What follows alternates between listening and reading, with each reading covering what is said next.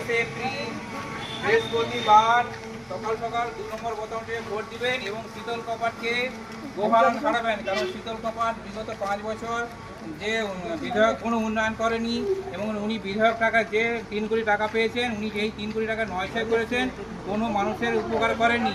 এখন একটা মিথ্যা প্রতিশ্রুতি লক্ষ্মী অন্নপূর্ণা ভাণ্ডার নিয়ে বেড়াচ্ছেন। এই মিথ্যা অন্নপূর্ণা ভাণ্ডারে কেউ কোনোখানে পা দেবেন না, কারণ বিজেপি শাসিত কোনো রাজ্যে অন্নপূর্ণা ভাণ্ডার চালু করেনি এবং ওরা মিথ্যে প্রতিশ্রুতি দিচ্ছে।